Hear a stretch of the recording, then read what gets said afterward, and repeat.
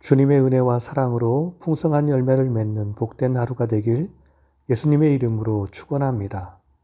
오늘은 나훔서 2장과 3장을 통독합니다. 악인을 향한 하나님의 철저한 심판. 나훔서 2장 니느웨의 멸망 예언. 1절부터 13절 니느웨 심판의 모습을 예언하다. 1절과 2절의 말씀은 이스라엘의 영광을 회복하리라. 여호와의 심판을 대행할 이방 군대가 침입하리라. 너는 힘을 다해 지켜보아라. 니느웨를 심판하시는 여호와 하나님의 뜻은 이스라엘의 영광을 회복하기 위함이라. 3절부터 12절 이방 군대에 의한 니느웨 멸망 과정의 주요 장면 묘사. 3절과 4절은 빠르고 두려운 이방 군대의 공격. 붉은 군대, 방패 옷이 붉은색이라. 병거가 미친 듯이 거리를 달리며 그 모양이 횃불 같고 빠르기가 번개 같도다. 5절 니느웨 사람이 황급하게 성에 이르러 막을 준비를 하도다. 6절에서 9절 니느웨 성의 함락과 왕족들이 수욕을 당하며 포로 생활을 한다. 강들의 수문이 열리고 왕궁이 소멸된다. 왕후가 벌거벗은 몸으로 끌려가게 된다. 니느웨는 예로부터 물이 모인 못 같더니 이제 모두 도망하고 돌아보는 자가 없도다. 은과 금과 풍부한 재물은 노략되리라. 10절 니느웨 성의 황폐로 주민들은 낙담하리라. 11절 12절 아수르의 이전 위용과 형편의 몰락. 아수르는 사자와 같은 강력한 힘이 있고 위엄이 있었다. 13절 니느웨 심판의 핵심 사항을 강조하다. 만군의 여호와께서 아수르의 대적자가 되심. 병거와 젊은 사자들을 불사르고 멸하리라. 나훔은 자신이 마치 아수르의 파수꾼인 것처럼 생각하고 아수르가 이렇게 멸망하는 것은 도저히 이해할 수 없는 일이라고 말합니다. 이것은 니느웨의 멸망을 조롱하는 표현입니다. 아수르는 다른 민족을 흩어지게 하는 자로 주전 722년에 북이스라엘을 멸망시켰고 민족을 흩어버렸습니다. 그런데 이제 하나님의 심판으로 그들이 그렇게 될 것입니다. 아수르는 주전 612년에 바벨론과 메대 연합군에 의해 멸망당합니다. 3장 니느웨의 멸망을 조롱하다. 1절부터 7절 니느웨의 만국을 향한 폭력과 기만을 지적하다. 1절에서 4절 니느웨의 만국을 향한 폭력과 기만의 모습. 피의 성, 거짓과 포악이 가득한 성. 군사력의 바탕을 둔 니느웨 안에서의 가공할 사륙의 모습. 니느웨의 약소국들을 향한 간교한 기만 술책. 마술에 능숙한 미모의 음녀가 여러 나라들을 미혹함. 5절에서 7절 여호와의 만국 앞에서의 니느웨 응징 경고. 여호와의 말씀이라 너희에게 수치를 안겨주리라. 너를 구경거리가 되게 하리라. 나훔은 니느웨를 피의 성이라고 부르며 그의 잔인함을 지적합니다. 아수르는 주변 민족들에 대해 무자비하고 가혹하고 잔인하기 이를 데 없는 포악 행위를 자행했습니다. 그들은 포로들의 손발을 자르고 귀와 코를 도려내고 눈을 뽑았고 목을 쳐 떨군 뒤 나무에 매달아 두기도 했습니다. 산 사람의 껍질을 벗기기도 했습니다. 니느웨는 포로들의 피로 쪄들어 있는 성읍이었습니다. 8절에서 19절 현재의 강성에도 불구하고 니느웨의 허망한 멸망 예언.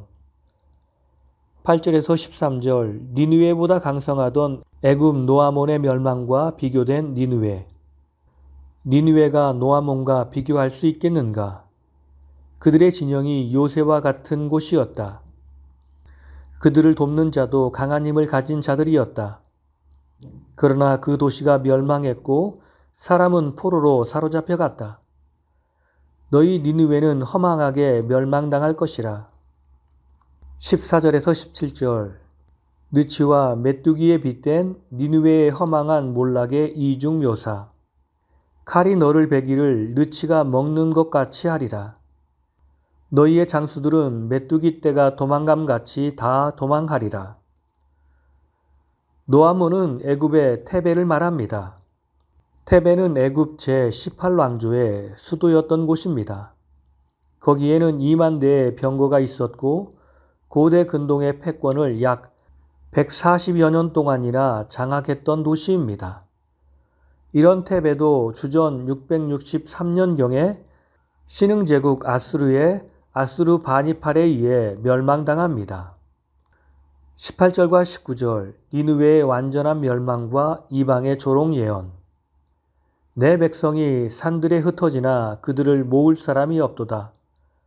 내 상처는 고칠 수 없고 내 부상은 중하다. 모든 사람이 너의 멸망을 기뻐하니 너희의 포악함으로 괴로워하던 사람들이라. 오늘 말씀을 통해서 주시는 교훈은 첫째로 하나님의 심판은 현재 악인들 얼굴 앞에까지 이르렀습니다. 2장 1절을 보면 파괴하는 자가 너를 치러 올라왔다고 말씀합니다. 이 말씀은 현재의 상황은 아니고 장차 임할 미래를 말씀합니다. 곧 미래에 있을 일입니다. 그런데 나홈이 이를 완료형으로 표현하는 것은 아수르에 대한 하나님의 심판이 임박했음을 강조하기 위함입니다. 아수르는 하나님의 경고를 마음에 새기지 않았습니다. 아수르 왕 사네립이 18만 5천 명을 이끌고 유다를 침공했지만 하나님의 능력으로 모든 병사를 잃게 됩니다. 그것은 하나님의 경고였는데 아수르는 그 사실을 가슴에 새기지 못하고 계속해서 악을 행했습니다. 하나님의 선민을 가혹하게 대했습니다. 이제 하나님의 심판이 시작되었으니 곧 아수르와 니느웨는 멸망할 것입니다. 악인들을 향한 하나님의 심판이 임박했음을 알고 우리는 깨어 있어야 합니다. 악인은 멀리하고 오직 하나님의 사람과 동행해야 합니다. 이것이 우리의 살 길입니다. 두 번째는 세상의 번영은 화려하지만 지극히 허망한 것일 뿐입니다. 3장 15절 하반절 이하 19절까지의 말씀은 아수르의 번영과 그 결과에 대한 말씀입니다.